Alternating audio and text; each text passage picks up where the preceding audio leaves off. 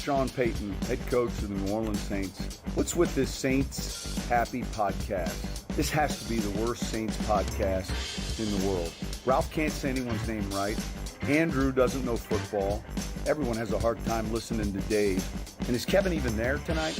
The audio with this podcast, my God, the audio, it's painful. All right, everybody, welcome to another edition of Saints Happy Hour podcast. Little behind the scenes thing. Thomas in Poland, running the show, demands that we be more professional. So he says, Ralph, I need a rundown. I need to know the topic list. I need to know all of it. I did it for Thomas for the first time ever on time. I gave it to him, turned it in, turned my homework in. Yesterday, today, in the pregame show, Thomas was nothing but obscenities because all hell broke loose with the Saints today. We had breaking news upon breaking news. The greatest quarterback in the history of the NFL, Drew Brees, retired. That's where we'll start. Gentlemen, my thing was with this is I can't, the record and the Statners and all that, but Andrew, the thing that I will always remember about Drew Brees is he made me believe the Saints could win the goddamn Super Bowl, and I never believed that for a second before Drew Brees arrived for the Saints. I never did. And starting in 2006, he hit Reggie Bush against the Bears. Saints were down 3, and I thought for the first time in my life, the Saints can go to the goddamn Super Bowl. And I believed it, and it happened once. A little bit of more luck, a little better refereeing. It had happened a couple more times. But to me, that's the thing of all of it that Drew Brees, the records, the great man, and whatever he did for New Orleans. But that's the thing, as a Saints fan, he gave it to us. Like for 15 goddamn years, we've gone into every year believing the Saints can win the Super Bowl. And I think that's a freaking very special thing as a sports fan. I wasn't sure as a Saints fan I was ever going to get it. He gave it to us. I got 15 years of it.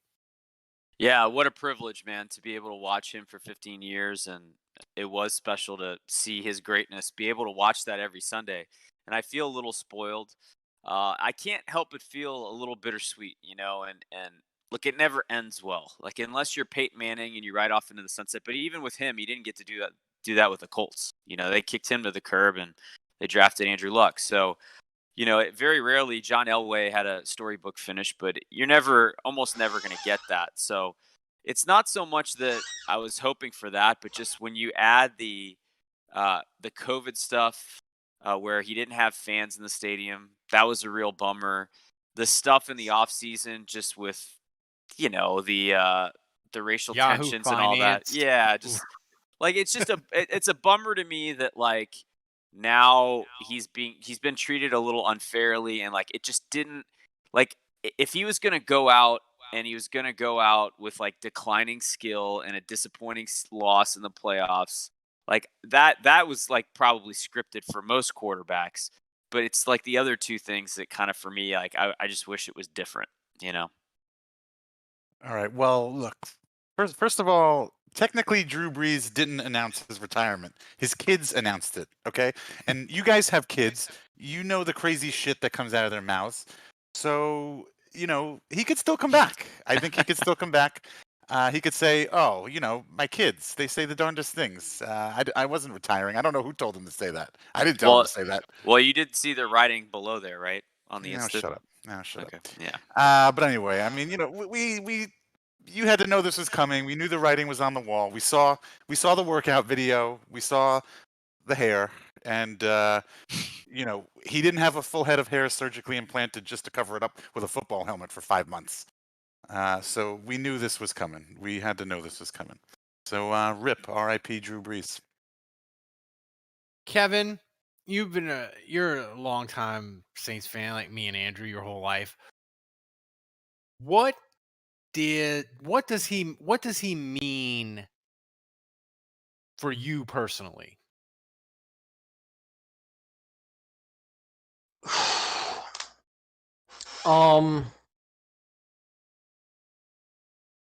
Sorry, the dog. I know that didn't get picked up, but the dog here had a very angsty sigh. You sure about that? The dog's upset about the dog having an angsty sigh. Yeah, the dog had an angsty sigh, Tomas. Maybe it did get picked up. I don't know. You're the I think guy it did. putting Maybe the it spaghetti did. in the machine. Yeah, Drew Brees meant everything.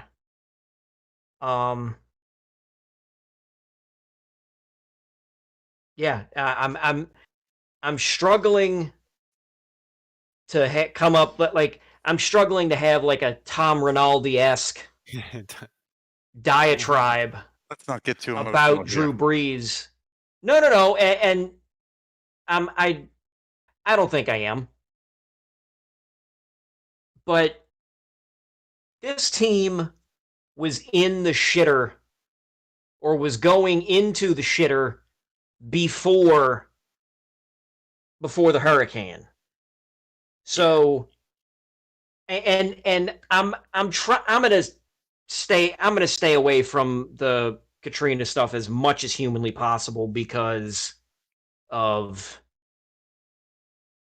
it's both a little bit overdone, and frankly, I don't like doing that to this. But protect your mentals, as Marshawn Lynch would say.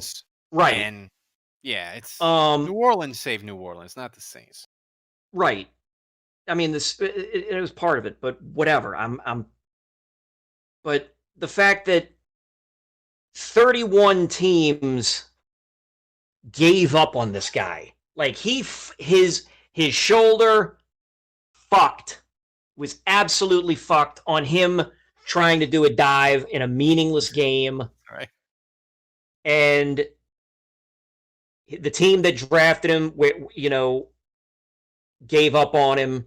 The most important non-Saints play, the most important play in Saints history that didn't involve the Saints. Drew Brees at all, getting obliterated. Yeah. Miami said nope, he doesn't have it. He's not going to have it. And just every other team completely overlooked him, and the Saints said, fuck it, we'll take a flyer. New coach who said, I'll take a flyer on him. It was going to be Sean Payton's ass. It's entirely possible this could have been Sean Payton's only chance to be a head coach. If Drew Brees isn't healed and stinks up the joint, and they go and rely on Mark Brunell for the bulk of the 2006 season. No, it would have been Jamie Martin. Jamie Martin, yeah. Oh, Jamie Martin. Sorry, thank you. Oh my God, you talking about the saddest timeline in the history? Right. So it's entirely possible Sean Payton doesn't even make it. It's possibly doesn't make it out of the 2007 season. And just the number of things that have to go right. Yeah. In leading up to the 2006 season. And it's like,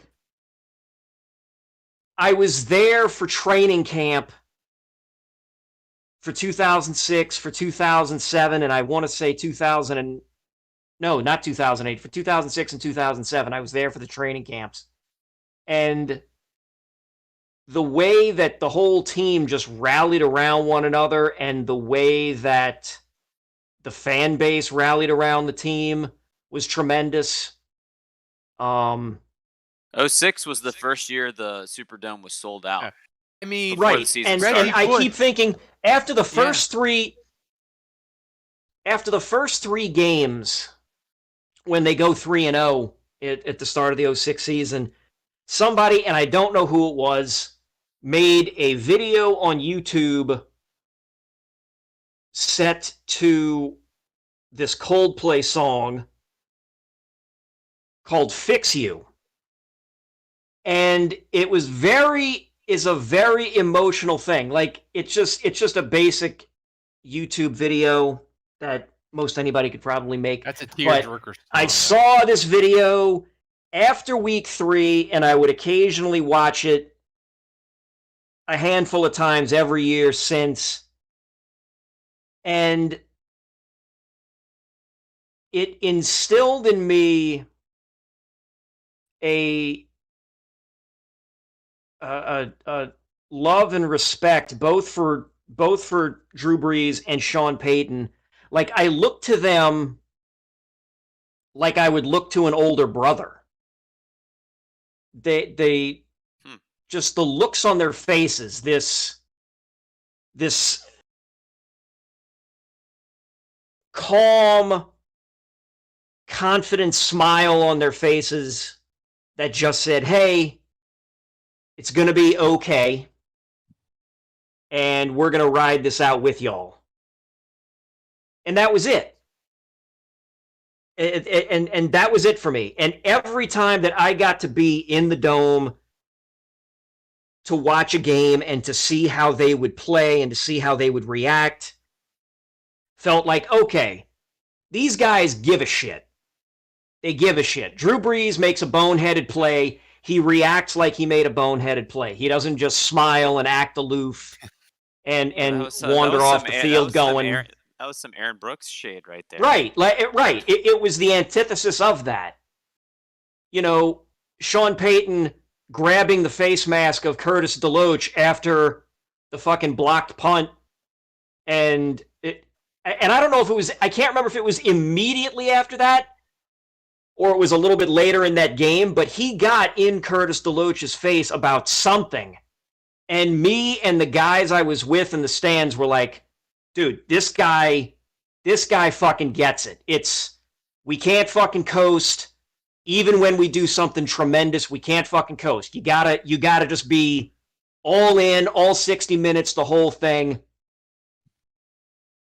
And you ride with that team.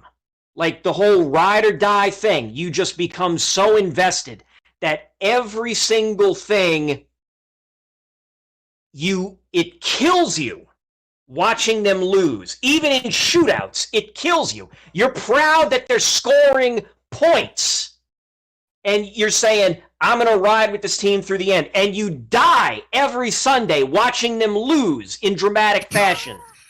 The NFC Championship game against the Bears, they got the doors blown off of them. And it's like, yeah, you know, Fred Thomas. You're dying watching Fred Thomas get embarrassed in the secondary. What are we talking about again? How did we get here?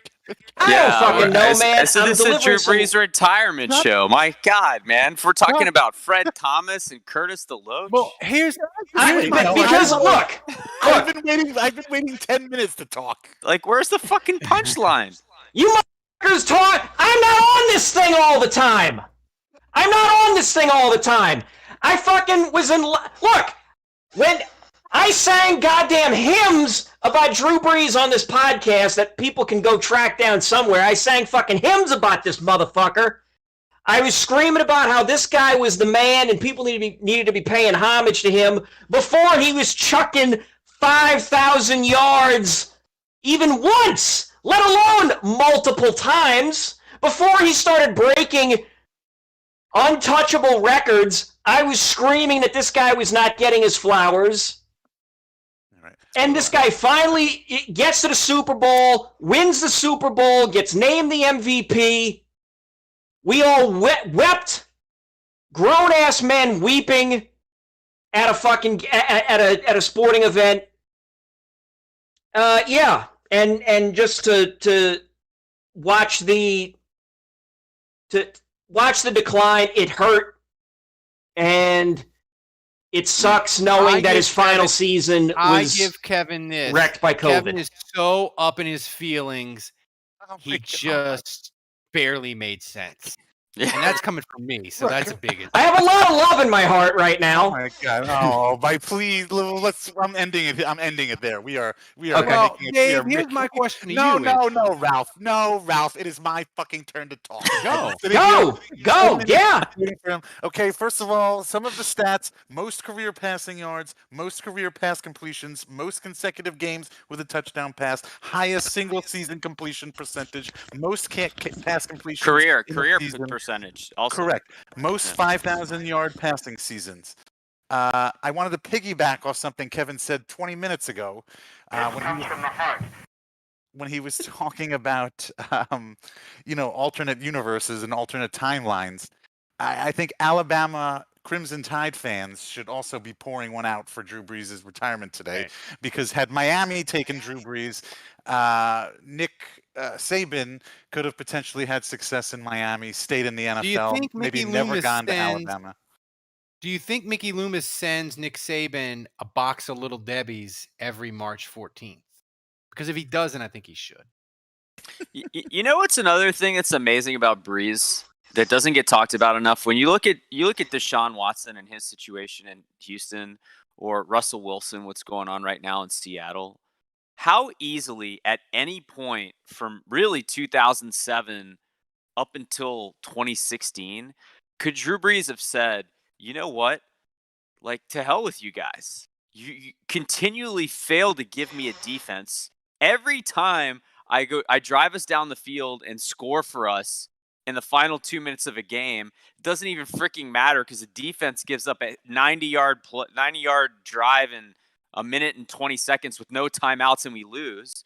Drew Brees, I saw a stat on Twitter today that Drew Brees teams where he goes in the fourth quarter and gives them the lead, then subsequently give up the lead. That's happened like 21 times in his career. Right. And Brady, Peyton Manning, and like some other great quarterback, the three of them combined have less than what Brees has. Yeah, and I think Rodgers was the other one. Yeah, and so like Brees has had like horrific defenses, some of the worst in NFL history. And you know what? Like, shame on the Saints and their organization for not putting like room temperature defenses on. Like, how much more successful could he have been? And so not once did he complain, not once did he ask to be traded, not once did he ever have anything but this ultra positive, I love being on the Saints, I love New Orleans, I love my team. Like, every single day of his life, you never saw frustration from him, and that might be the most remarkable thing about the man. Well, Kevin, to be fair, the Saints in 2014 and 2015 weren't just bad defense, they were absolute fucking chaos. Yeah. Junior Galette and all of it, like, it was chaos, and he never once publicly did anything, gave a peep of being unhappy. I want to piggyback off of Juge, but Dave, go ahead.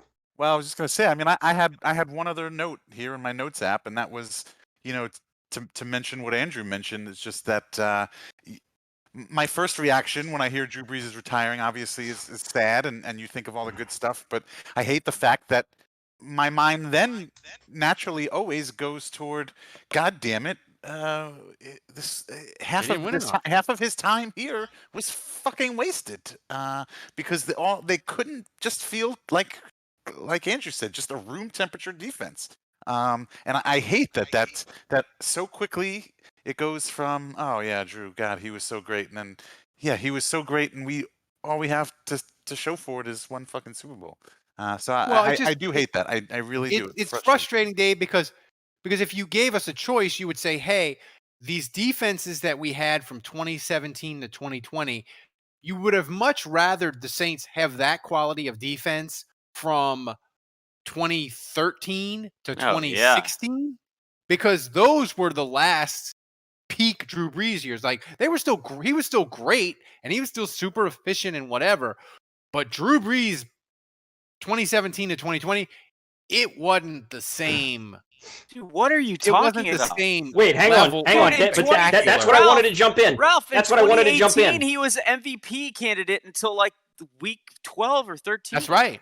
But from week 12 on, he was not, and he was not the same. But come on, man. Okay, wait. But hang on a second. 2018 was his best season of his career, arguably. So somebody, I can't remember who it was. There were a couple people on Twitter saying that Drew Brees' best game, or his last great game, was in 2017. I think they were arguing it was the Minnesota game. Like the playoff game where he willed them back, from halftime to put them in a position to win. And I started thinking, there's no way his last great game was in 2017. So I went looking through 2018 and 2019, and I found one in 2019 that I think is actually encapsulates Drew Brees' tenure perfectly. 2019 against the San Francisco 49ers. Drew Brees goes 29 of 40, throws for 349 yards, 5 touchdowns, no picks, 138.4 quarterback rating, and the Saints lost 48-46. That was against the Super Bowl defense. Yep. Yeah. He put up 5 touchdowns against a Super Bowl caliber defense. And all they had to do was stop Jimmy Garoppolo. All you had to do was stop Jimmy Garoppolo, and you'd have had home field advantage. Emmanuel Sanders. And they couldn't fucking do it. Yep. God, it makes me And so sad. even when the Saints defense is good, they were pulling that shit. Yeah. Yeah. Yeah. But no, it's I look back at 15 years and, like Dave said, there's just so many records. There's so many special moments.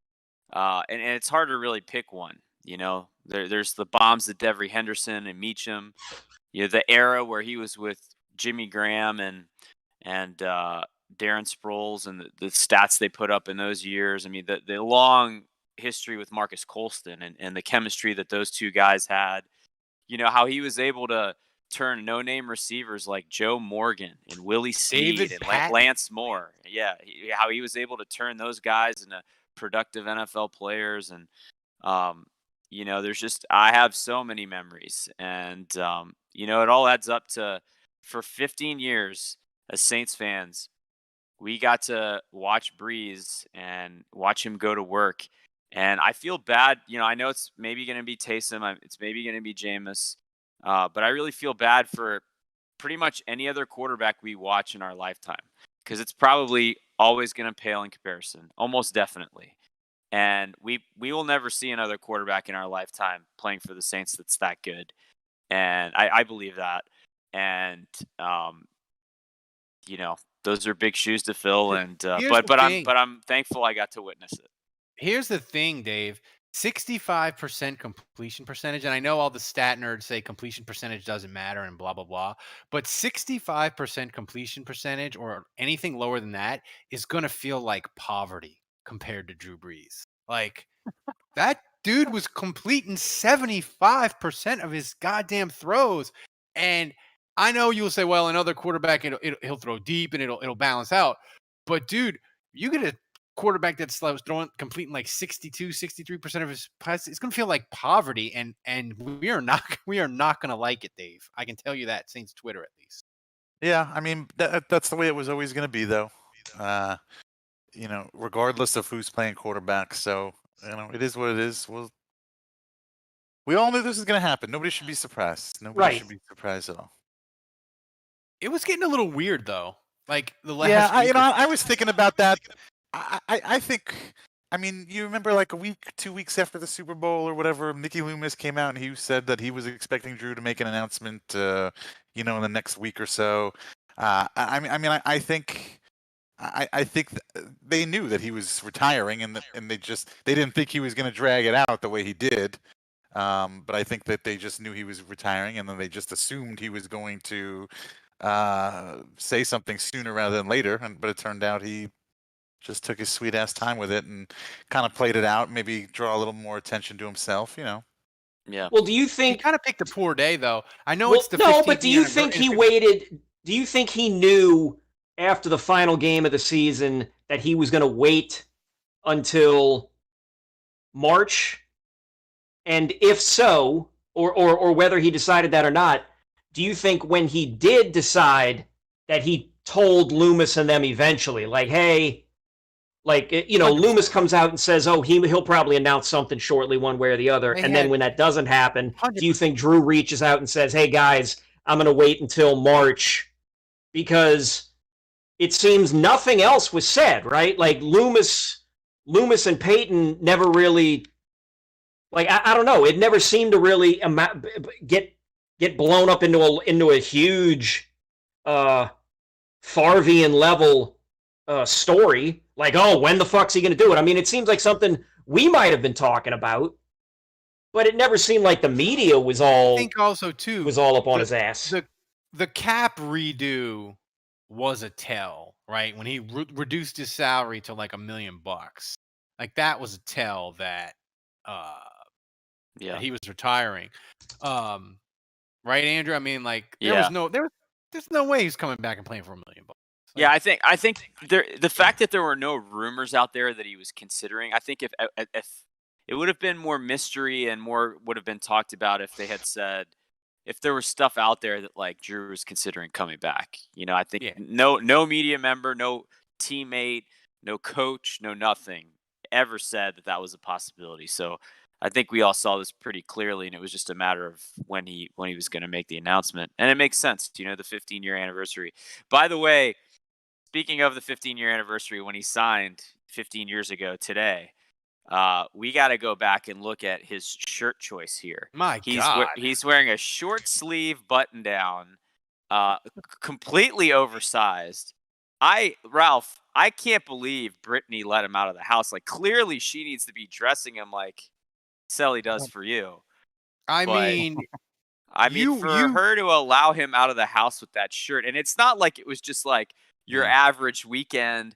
He was going to sign to be the face of a franchise. What did Selly think about that shirt? I'm glad you brought that up, because she looked me dead in the face and she said, "I would never fucking let you leave the house like that."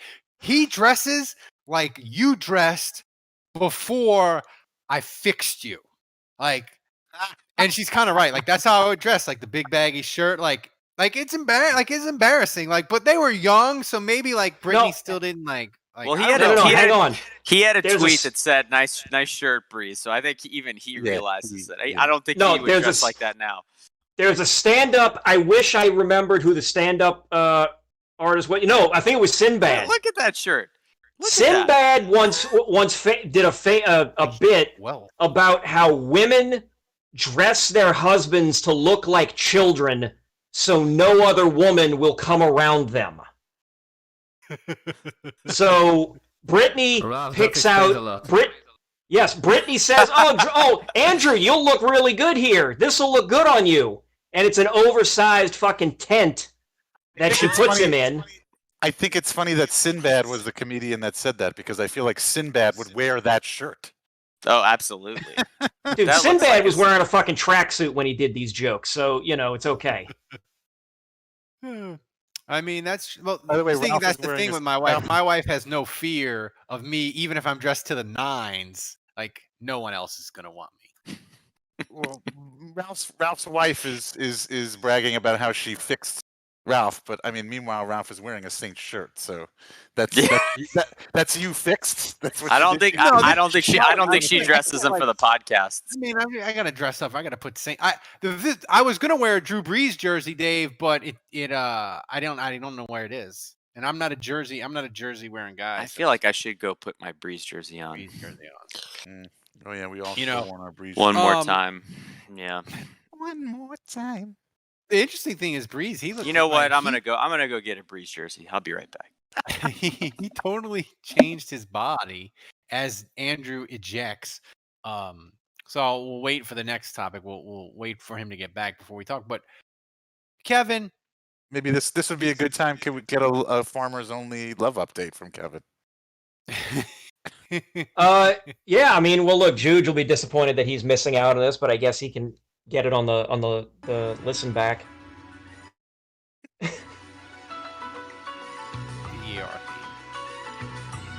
Okay. I couldn't help. So, I'm a terrible person. So the girlfriend, the doctor, she knows that the mitochondria is the powerhouse of the cell. So that's good. She appreciates that. I asked her how much of her day-to-day life is really like Grey's Anatomy. And she said, not that much. I said, how much of the hospital is like Grey's Anatomy? Like, is there a bunch of are people banging in the medicine or in the medical closets and shit like that? Relationships? She said, no, not really. And I asked her, when you're watching a show like Grey's Anatomy or ER or House or whatever, how often does like your brain say, "Oh, that's bullshit. That's bullshit. That doesn't make sense." She said she does have to turn her brain off at times. She said the thing that she noticed. Well, she's with me, so she has to turn it off quite a bit. The thing that she noticed is her biggest bugaboo is with the show House. She said that they all wouldn't be working random ass cases the way they are. They're all general internists. They wouldn't be doing a bunch of like random things with brains. Kevin, I wanted an update on you and your girlfriend and how you were doing. I didn't need to know what her opinion about Dr. House is. On every single medicine show that ever. Does she think Chicago? Yes, for an fucking stupid. You asked for an update, man. I'm just trying to give you. Look, I have a lot of love in my heart right now. I go get my Brees jersey and I come back and he's talking about fucking House. Is New Amsterdam a realistic depiction of medicine in 2021? Yes. We're doing very well, Dave. Yeah. We're doing very well. We spent the weekend together again. She spent the night at the house for the first time. Did you play doctor? Does she know about the podcast yet? Not yet. Oh, not yet. Smart man. Smart move. That's smart. You know what was also smart? As the Saints giving us more news. Like Drew Brees retiring would have been enough to carry this podcast through.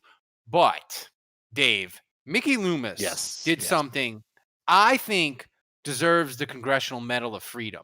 Not only did he save $8.5 million of cap space by redoing Taysom Hill, he gave him $140 million of monopoly money and set football Twitter on fire.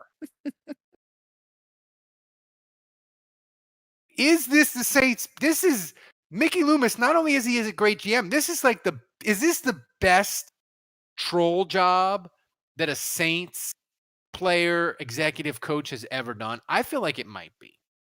You know, it's honestly, it's not a troll job. It's just everybody else just doesn't seem to know. They don't game the system like Mickey Loomis does. You know, they don't study the rules, figure out ways to subvert. You know, to still play the game, but to have it work in your favor. And it's like. I don't know. 104. He didn't have to give him $140 million of fake money. I feel like I got to explain this because I've seen a lot of things out there, and people explain it to me like I'm 5. Their minds are blown, and they just don't understand. This contract might as well be nothing. Okay, right. It's purely for cap purposes this year, and they want to spread it. They're giving him 4 years. Quote unquote. You think you know, but you don't know, and That's you right. never. Continue. Will. So they're basically spreading out his cap hit so he can cost less against the cap this year. All of that money, the $140 million, every red cent of it is not guaranteed. They can cut him at any point. It's not guaranteed, and he doesn't get any of it. Okay? So it's like it doesn't exist. I want you guys to see that number, and I want you to move on in your mind like it never even happened, because he will never see that money, and it's just Mickey Loomis doing shenanigans. You don't need to understand it. Right. You don't need to try to comprehend it. Just know he won't be getting that money. It's not going to be How good does he have to be to get that money in a fictional world, Dave? He has to be Russell Wilson. Yeah, he'd have to win the Super Bowl. Yeah. He's just pushing paper around. He's moving numbers from one column to another column. If Taysom is Russell Wilson good, he will see that money. Right. And Kevin, and you out there listening as a Saints fan will not give a shit that he gets that money, because you will be like, yes, here you go. You deserve all of that money. You deserve more. He's a discount. Kevin, I was worried this week that the Saints, they cut Malcolm Brown, they cut Janoris Jenkins, they cut Emmanuel Sanders. I was worried there for a minute that the cap nerds, they were winning, and Loomis Math was going to be defeated, and it was dark on like Tuesday, Wednesday. Like the Cap Nerds were clearly winning. But I feel like giving Taysom Hill $140 million in monopoly money and creating $8.5 million in space and whatever it is, I feel like Mickey Loomis reasserted the dominance of Loomis Math, and I feel so much better about it that the Cap Nerds are mad. Right, Before you answer, please tell us what your girlfriend thinks about Chicago ER, the medical show. Whether she thinks it's realistic New or Amsterdam. She liked ER. She liked ER. She is. Not, I don't think she's ever watched Chicago Hope. So does she watch Emergency Room Disasters on A&E? No, she does not. She has very little time for a lot of television. Oh, what about Doogie Howser? What does she think about Doogie Howser? I'll get her opinion on Doogie Howser, and I'll let you all know. All right, answer Ralph's question. Well, Ralph, you and Juge seem to be declaring that the Cap Nerds were victorious. I was thinking it, but now I'm not. No. Well, no, I know that, but you were all, I was sad. I was. You were NBC in November 2000 declaring Gore had won Florida before the rest of the damn votes came in, and I got to be Tim Russert pointing on my little whiteboard saying Florida, Florida, Florida, and now how is it that I'm the one that says, oh no, Mickey Lou, like I'm not worried about the Cap dorks saying, oh, the Saints are done now. The Saints are done now. How many times has Mickey Loomis bent the space-time continuum when it comes to money, or pulled the old okey doke on accounting, and made Sally Struthers' head spin? Every time. How many times? Every time. And yet here you go last week with your show with the full screen. Loomis might have, the Cap Nerds might have won, and they're going to laugh at Loomis. Wait. Don't declare somebody dead until there's a flat line for an extended period of time. I'm dating a doctor, so I've learned that. Well, it's like Jim Moore always says. Wait, the Pels are winning you against think the you Clippers? know, but you don't know, and you never will. Pelicans going to do the full Pelican. They'll blow it. Of course they are. Yeah, they're playing a good team. They're playing a good team. Yeah, they must be winning. So here's another thing. LSU got totally robbed, by the way. Eighth seed is how did that BS. Win? Yeah, I know. God, made me sick. I'm sending Kevin a shirt that says, "Trust me, I'm dating a doctor." By the way, we should also talk about how Drew Brees yesterday tweeted about this pizza. My God.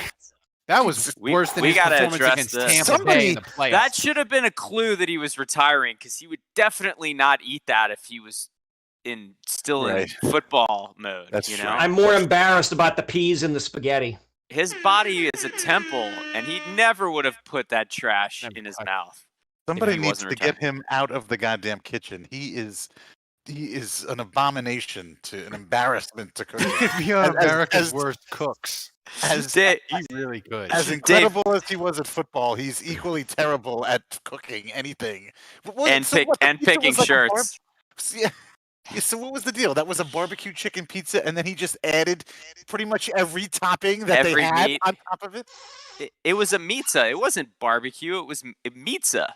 He said something about how he ordered a barbecue chicken pizza, but then he started making his own creation. I don't know, but there were it looked like there were whole deli's cut pieces of ham on there, like cold cuts.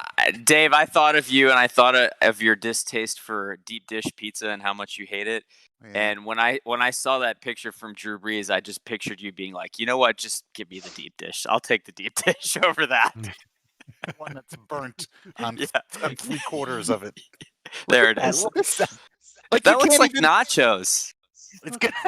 I mean, there's no way you can even, you can't even pick that up. It's going to be so soggy underneath there. If he eats it with a knife and fork. If I asked you what that was, and you didn't know that Drew Brees said it was a pizza, I don't think pizza would be in my top 5 guesses of what it would be. No, see, look, he says, I would say a weird lasagna. Wait, no, believe it or not, On the menu, this was listed simply as barbecue chicken pizza. ... But after I made some slight adjustments, this was the finished product. So he ordered a barbecue chicken pizza, and then he was like, "Fuck it, just put everything else on there." Dude, Drew Brees cooks like I adjust the levels on this podcast.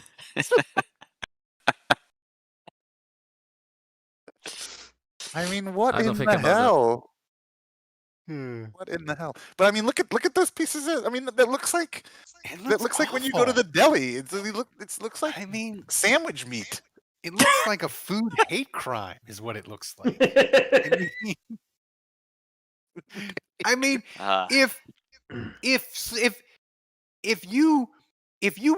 I brought that home from a pizza place, I'd be like, I'd bring that back and be like, what did you do to my pizza? So a couple people are asking in the chat about Jameis Winston and what this Taysom Hill stuff means for Jameis. Quickly, I'll address that. It means nothing. Jameis very much could still come back.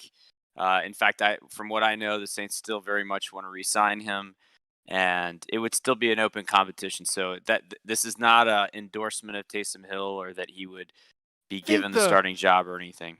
Nothing's changed with Jameis. They want him back. I think the Cam Newton deal, Dave, sort of sets the template for Winston. And that Cam Newton they announced it like, oh, Cam got $14 million from New England. That's kind of crazy. And then they're like, no. He got $5 million, and he can make $9 million more in incentives. Like, I feel like Jameis's contract from the Saints, they're going to announce it as like, Jameis got 1 year, $15 million, and everybody's going to laugh. And then it's going to be like, no. It's really like $3 million, and like he can make $12 million more if he's the starting quarterback. It's going to be a 1 year version of what they just did to Taysom. Yeah. I think it'll be less than Taysom. No, not the amount of money, but just the structure of it all. You know, it's going to be, it's going to look like Jameis is getting a bunch of money, but really he's only getting this amount of money, and it's only for 1 year, and maybe they'll give him a 2-year deal. They gotta, Kevin. But the second year will be voidable. I don't want to preach. Clearly, I don't want to preach to people, but God damn it, get your vaccine. Because, Kevin, I need preseason football from the Saints this year. And I know that's weird because preseason football is usually lame, but we need it. Like, we got to have this Taysom Jameis preseason battle. Like, we got to have this. This could be the most exciting preseason in a while, right? But we got to have the games. I think the phrase most exciting should never be in the same sentence as preseason football. Fair. But look. That's the smartest thing you've ever said on the show, Kevin. And I've said a lot of dumb shit to really counteract that. Yes. I think it was Skooks on Twitter who said... On this episode. Oh, yeah. I think it was Skooks on Twitter who said, everybody needs to get their shot so you can go out and take a shot. So I like that. That should be... That should be the PR mantra That's poetry that the city needs to get behind. You want to go out and get shit housed? Go get the shot in your arm, and we'll all be able to go enjoy stuff in the summer and the fall. Well, I think it was Little John who said shot.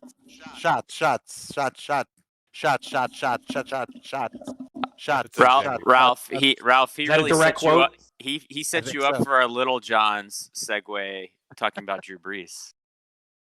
I don't have any sound though. I'm gonna go put the Pelicans game on in the background. I'll be right back. So here's the thing. I really feel like, and I said this on Twitter, and I'm gonna say it again on the podcast, but and this is not a joke.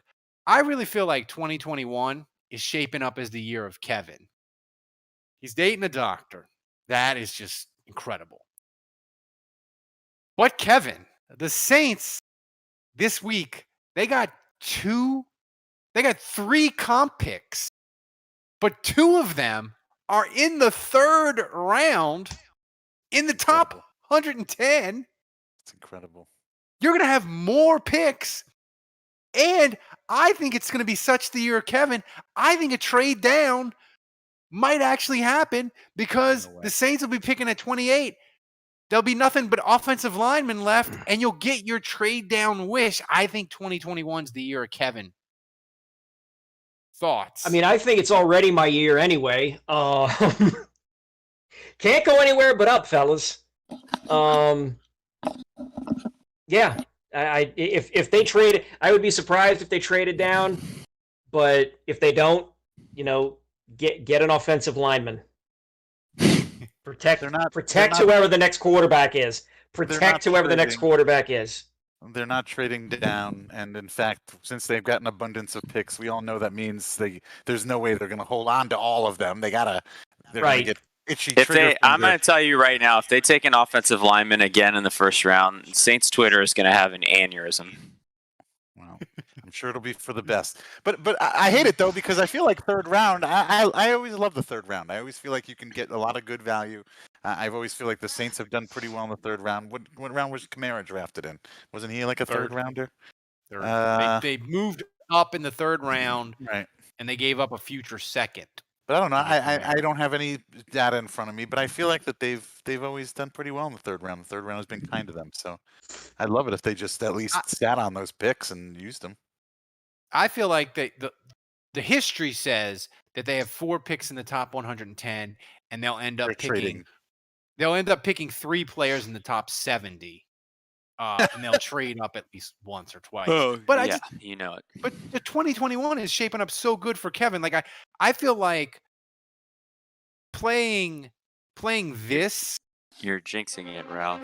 I'm jinxing, but I feel like playing this, the breaking news, and it's a trade down for Kevin. Like I feel like it would be a historic moment for this podcast. Just saying. Dave.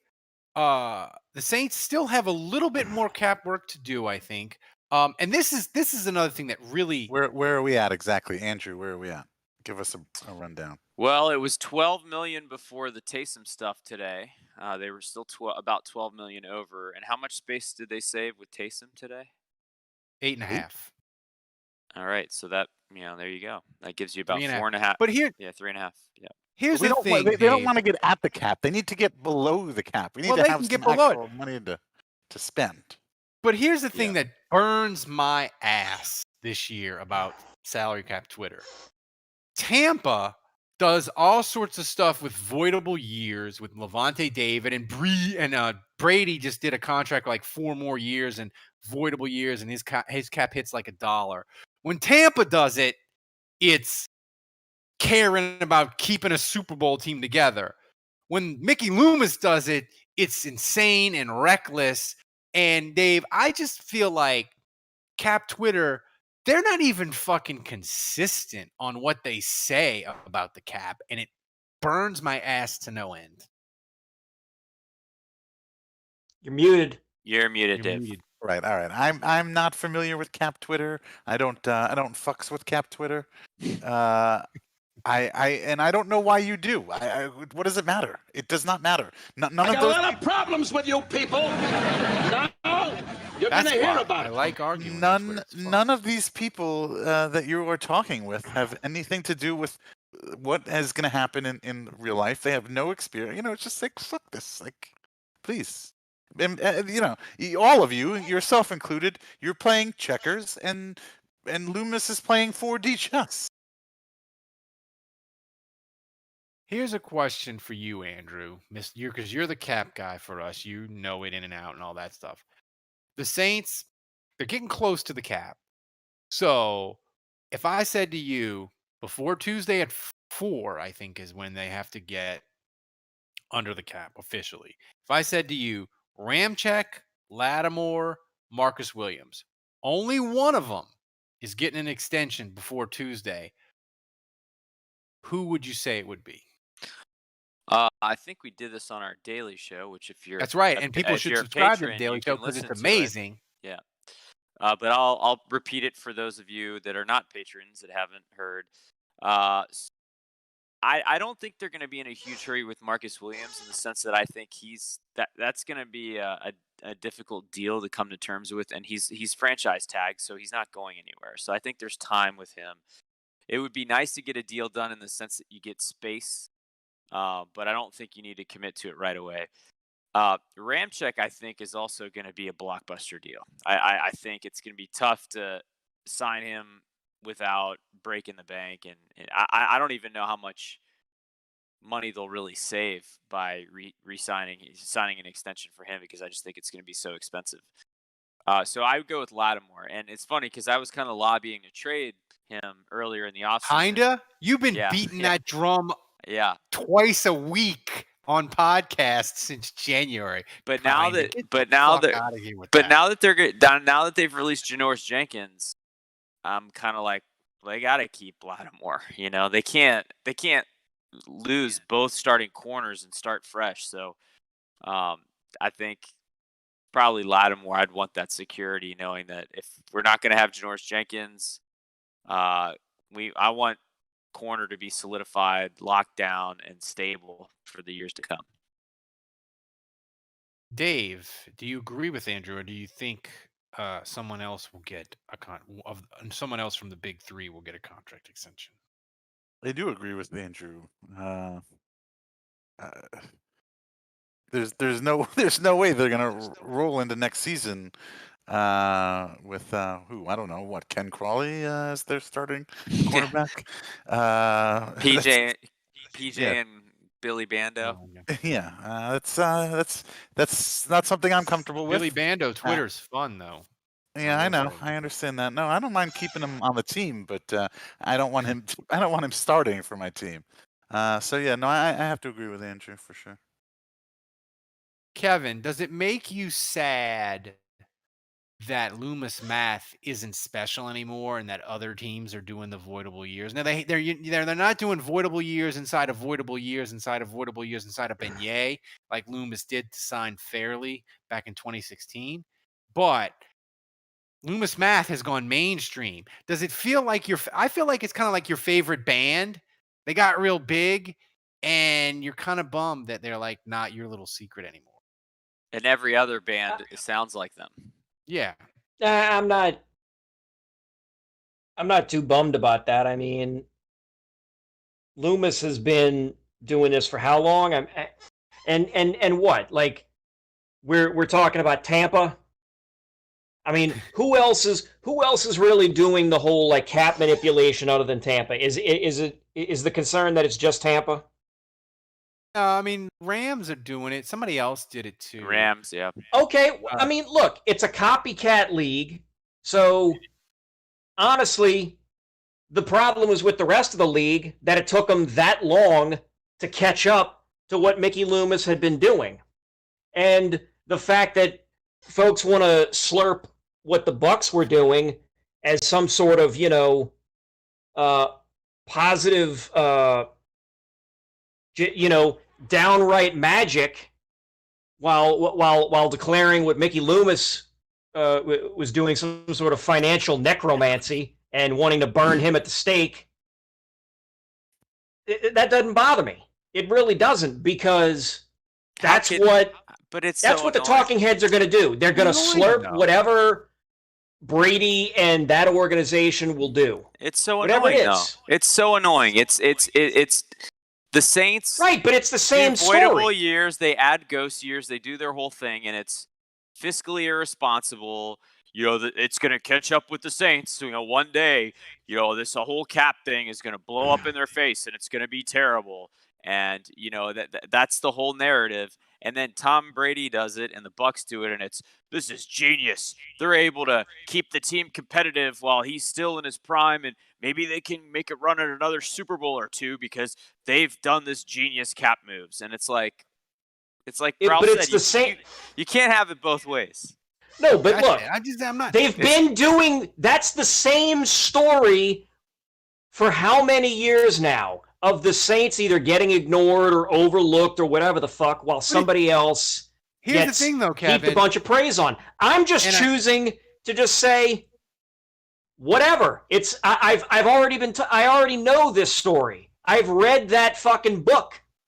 So why am I going to waste my time and energy on it? Protect your mentals, Kevin, kids. Because I feel like the media, they're getting even more more Insufferable. annoying with the Saints, how they describe the Saints. I wish I had sent to Thomas this tweet that Florio did about Taysom Hill. He called the Taysom Hill contract phony. It was a phony $140 million contract, as if Loomis, Dave, is committing bank fraud or some shit. Like, the media is getting even more aggressively negative with describing how the Saints do their cap, instead of just acknowledging, yeah, the Saints are kind of ahead of the curve. Like, that's all they have to do. But it seems like they're going the other way, and they're going even more. Yeah, I think you would say they hate us. They hate us because they ain't us. They're just jealous. It's true. Before we get to the questions and play the Take It to the Top music, I want to remind people, go to eBay/sneakers, buy a pair of vintage sneakers before March 31st, and you get in the raffle to win one of those 4 awesome pairs of Air Force One. And every time you go to eBay/sneakers and you buy a pair, it helps the podcast, because that means eBay's like, oh, our ad on Saints Happy Hour is really working, and they'll commit. They're this close to committing all year. So go ahead and do it. If you're a sneaker person, eBay/sneakers, buy it, and then send us or Armchair Media your receipt, and you get entered in the raffle. And you can enter as many times as you want. If you want to buy 6 pairs, you're in the raffle 6 times. So go ahead and do it. So Could Thomas, never pull off cool sneakers like that. go ahead, Thomas, and fire up the Take It to the Top music. Take your time. Take your Take time. your time. Oh, you started playing the wrong song. Wow. There it is. Man, that's a full round. I mean, he is Polish, so. I like when Ralph does the guns there, the little finger guns. Just one gun. Oh, Because just my one. other hand's like, I'm like Bob Dole. Maybe I should go full Bob Dole, Kevin, and have like a Saints pen in the principal's arm and like. That'd be good. I think that's what you something. Patrons, send me fun Saints objects, and I'll just hold the fun St. John's. So, Andrew, Thomas, fire up the questions. Let's get to them. We should make Thomas read these questions in his Read us the Polish questions. accent. I like your accent. It sounds very James Bond villainish. Read us the questions. Oh, yeah, I guess so. Villain, maybe. Okay, so Steven the first there? question Oh, is here from Bodrich. So, which defensive position would you go after in the first round? DL, LB, or CB? I think we need a draft expert, Kevin, because he watches the film Yeah. every. Yep. Regular Kevin. Mel Kiper Jr. Does Thomas know what those I letters stand kind for? of, I kind of fancy you more as a Todd McShay myself.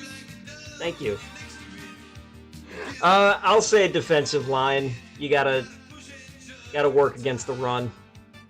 And they're Well, you losing got- Trey Hendrickson, maybe. Yeah, I like that. It's Cam actually Jordan not a getting terrible younger. answer, Kevin. Good job. Appreciate it. Marcus 2 first. I don't think there is a terrible answer. I think these are all What's valid. next? Yeah, answers. agreed. Yeah. I still want J.C. Horn, man. I want Joe Horn's son. Yes. I'd be Well, pumped. I don't think. Am I the only one that thinks that's never going to happen? Peyton did not like Joe Horn when he was here. You think he's going to draft his son? Yeah, it's a good point. Thomas, Maybe, let's yeah. timestamp this. We can. Hey, Tomas, back check the to Mark timestamp on this. Still Oh, funny. that never gets old. Never gets old. All right, what's the next question, Thomas? Lay it on us. The next question from the Wicker Man is, will Mickey Loomis make the Hall of Fame? I can think of a GM who has done better in the 2000s and 2010s, but I know you all said Peyton may not make it. I don't Yeah. think Mickey Loomis has a shot in hell. How often do GMs make it into the? You Hey, got no, to be That like, question. you got to orchestrate like multiple Super Bowls, I think, to get in as the GM, right? Like being the Steve Jobs of the salary cap, like that doesn't get you in the Pro Football Hall of Fame. It gets you like critically acclaimed, but like if you want to be a GM and get in the Hall of Fame, you got to be like drafting the 70s Steelers or the 80s 49ers where you have like build like these incredible rosters. Like being a salary cap magician ain't gonna. Well, I will say this though. Loomis and Peyton can build a legacy post Brees, starting now. And if they can get the Saints back into the playoffs, back into Super Bowl contention without Brees, I do think that maybe changes his legacy a little bit, because then it's about roster construction and the ability for Sean Payton 100%, because Sean Payton, he's looked at as a play calling genius, but if he wins with another quarterback, he goes into that Andy Reid level where Andy Reid is almost not above Belichick completely, but Andy Reid is in his own category of that dude. He won with McNabb, he won with Garcia, he won with Alex Smith, he won with Mahomes, he got AJ Feely $30 million. Like that's a different level of accomplishment. So I think you're right. I think, and it doesn't take it won't even take necessarily a Super Bowl. If the Saints just extend this run out from 4 years of playoffs to 5 or 6, and it's Jameis or it's Taysom, whatever, that changes the perception of Peyton completely. I agree. So let me run down every general manager in the Hall of Fame. I've been scrolling through the list, and I'm not seeing straight general managers. These are people that either have coach or owner attached to them. George Allen, Bobby Beathard. That's actually just personnel general manager. That's so far the only one. Paul Brown. Jim Finks Al is Davis. Weeb Eubank. Sid Gilman. Jerry Jones. Yep. Curly Lambeau. Jerry Lombardi Jones is already in the Hall of Fame? Yep. He is. Yeah. He is. Bill Polian. Okay. Pete Rozelle. Although you could argue that was more so as commissioner. Ron Wolf. Okay, that's strict GM, Ron Wolf. George Young. That's a staff guy. Yeah, and that's it. So more of those people are either owners or coaches. I think I counted 4 guys that were just office personnel. Yeah. This wasn't a question for Thomas that anybody put in, but I want to do it. This is a great thing from the Discord channel. And by the way, get in the Discord channel. It's amazing. Become a patron. We talk Saints nonstop. Once the news hit with the Saints today, Discord blew up. And this is from somebody in the Discord. They tweeted out the odds from Bet Online, sponsor of the podcast, of who's going to be the Saints quarterback week 1. Jameis is the favorite, 3-2. Yeah. But Matt Ryan is on the list, and that made me throw up in my mouth. Well, I like it. Who on this list, Andrew, would frighten you the most of Ryan Fitzpatrick, Jimmy Garoppolo, Marcus Mariota, retired. Andy Dalton, Colt? No, he's not retired. There were rumors he might, and he quickly squashed that and said, "No, I'm playing." Yeah. Okay. Is Thomas gonna fire up this tweet so I can look at this list, or am I supposed to go from memory? Yeah. Trevor, the one about the quarterbacks, the odds of the quarterbacks. So it was Jameis Winston was at the top, Taysom Hill was second. Number 3 was Deshaun Watson. Number 4 was Russell Wilson. They were 10-1 odds or something like that. Yeah. Alex Smith was 15-1. Teddy Bridgewater 15-1. Dalton. I'll take Matt Ryan. Matt Ryan was at the bottom. He was 50-1. 50-1. Somehow Matt Ryan has a higher chance of being the Saints quarterback than Trevor Siemian, who's on the roster. Yeah. But the Mitchell Pelicans. Trubisky, Blaine Gabbert. Actually, that's one that would make me want to puke. Trubisky. No, thank you. Hard pass. All right, well, we've moved on. Thomas, you got another. There we go. I can barely see that. Thomas, you got another question for us from the vault? Yeah. This is from Budrich again. Would you make a drink named after Drew Brees, and what would be in it? Well, I guess Whatever it would be, it would be an abomination. Well, I guess you would just put whatever you want in there, right? Like it's pizza. Like just put a bunch of liquors, put a bunch of mixed Red stuff. beans and rice. Yeah. Just throw whatever in and see how it goes. So yeah. Peas. I think if you made a Drew Brees drink, it's got to be something that can be great and totally disappoint you, because I feel like with him, like the defense always let him down, and that's just like part of his story, right? So I feel like it needs to be something that like an Irish car bomb, right? Like if you get an Irish car bomb, it can be amazing, but sometimes you can get it and it can just be like sewer water tasting. So like I feel like the Drew Brees drink, like it needs to be. I don't think Irish car bomb has ever not been amazing. I'm gonna agree to disagree with you there. Always amazing. Delicious. The Pelicans won 135-115. They got beat by the Timberwolves earlier in the week by 40, and they just housed the Clippers. I don't fucking understand that. Yes, they're weird. They're very weird. Next question, Thomas. Next question is from Jason DeJohn. What is Sean's answer to this? Fuck, marry, kill. Drew, Taysom, Malcolm Jenkins. That's weird. Go ahead, Dave. That's all you. Oh, I get the weird one. FMK with Drew, Taysom, and Malcolm Jenkins. I'm gonna say kill. You gotta kill Jenkins, right? No. Or you kill Taysom. No, I say you kill Drew because Drew's done. He's Already retired. dead. Yeah, might as well get rid of him. The disrespect. I think you gotta marry Taysom and hope that everything works out. And I guess that means you're having sex with Malcolm Jenkins. So enjoy that. Enjoy that. All right, what else we got, Thomas? What else we got, Thomas? I didn't think we would have a FMK on our podcast today. Yet here we are. Here we are. The next question is from Bulky again. How much can those refs go fuck themselves? All the way to the They fucking can go moon. fuck all the way. All the way. And Until the heat death of the universe.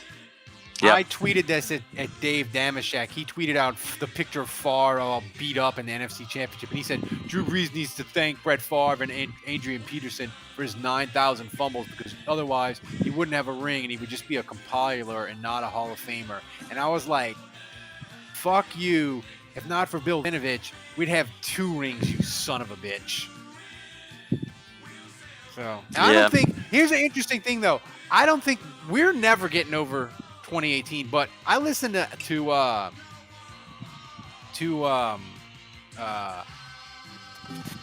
Anzalone on the Ross Tucker podcast, and he talked about 2018 like we talk about 2018. So Sean Payton did too on Morton Anderson's podcast. Yeah, I don't know if you listened to that, but Sean Payton was like, "Yeah, it sucks." Yeah. So I mean that's just the way it goes. And other people it'll fade as just a really bad call and it'll go in the bin of all the other bad calls.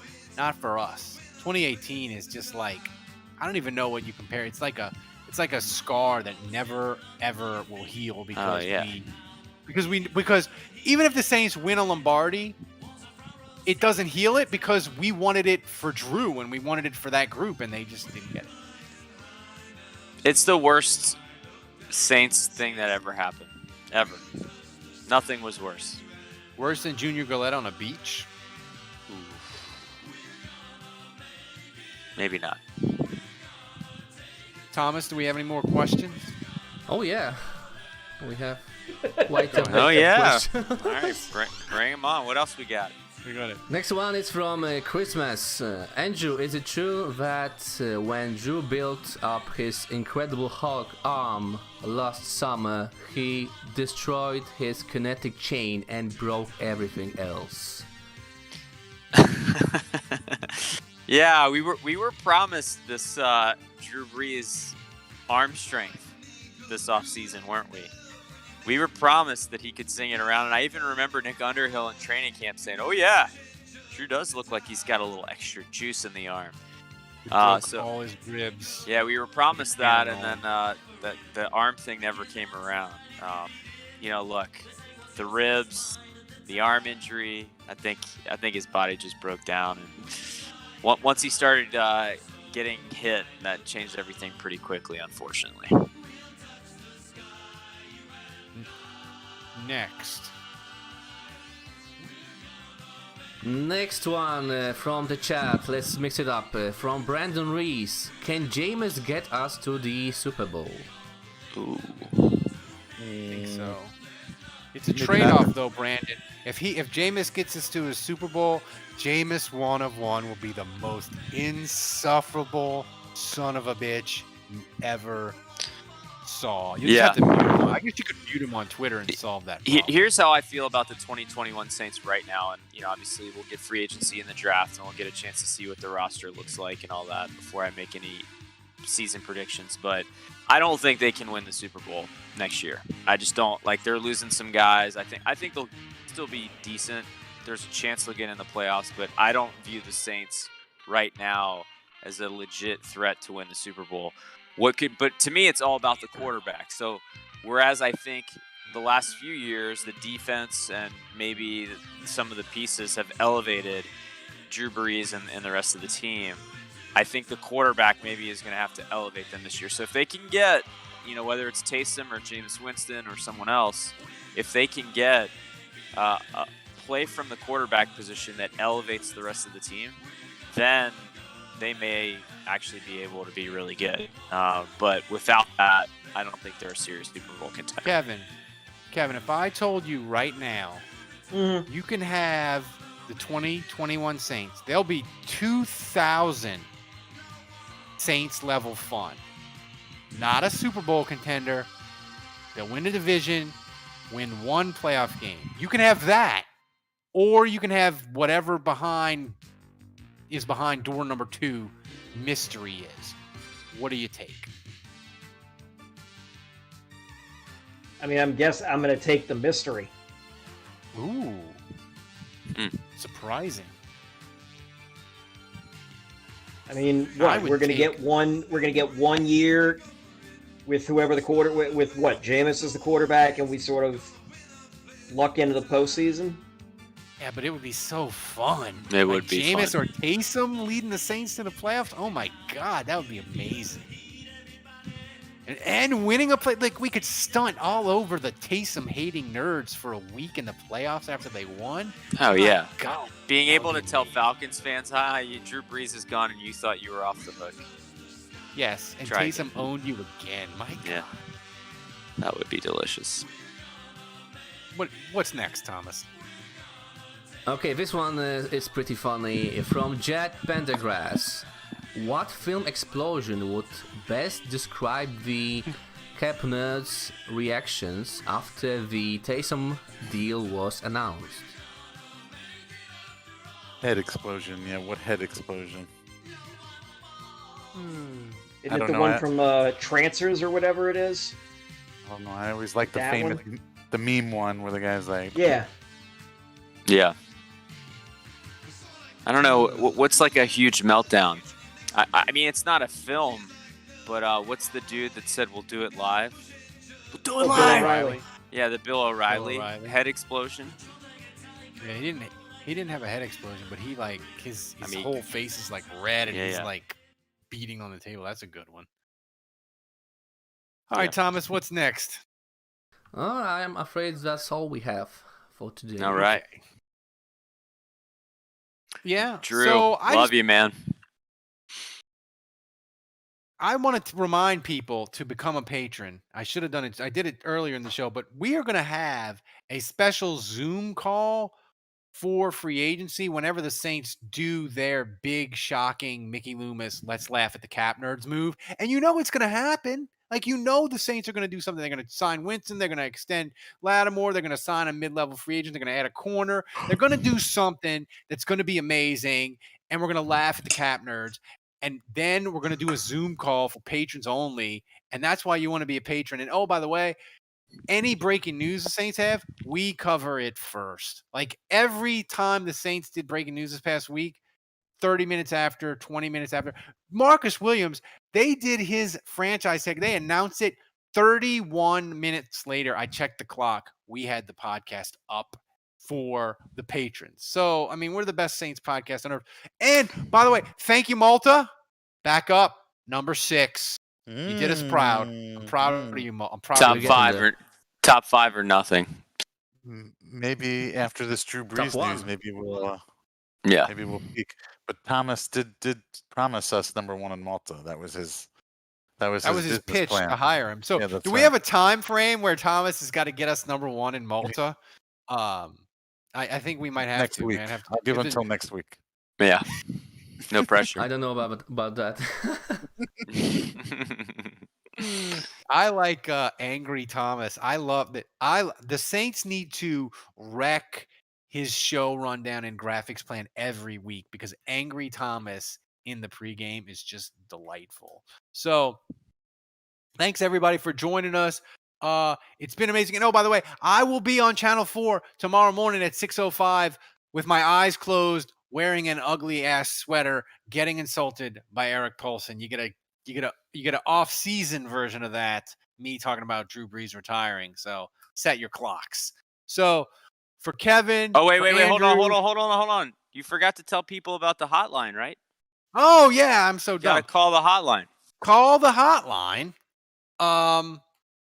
And leave your Drew Brees appreciation message. That's Dave's baby. It goes dormant in the off season mostly. But What's the phone number? It's 210-595-0818. You go straight to voicemail. Once again, 210-595-0818. Go straight to voicemail. Keep it to a minute. Give us your best Drew Brees memories. Your best Drew Brees memory, or just write a poem or a love sonnet, whatever. And we will play them all. We'll play them all this week. Get them in by Tuesday, and we'll play them all. We'll make it public for everybody. It'll be just call and cry mini if podcast. You want to just do it, and give us your best, because we love you. I'm watching Sports Center right now, or ESPN, because I was watching the Pelicans game, and it's just highlight after highlight of Drew Brees right now on ESPN. It's crazy. It's awesome. Damn. So that's it. So for Dave, for Andrew, for Kevin, for Thomas, running everything like a pro in Poland at like 5 in the morning. He's a superstar. Everybody, you should thank him. I'm Ralph. Until next week, the bar is closed.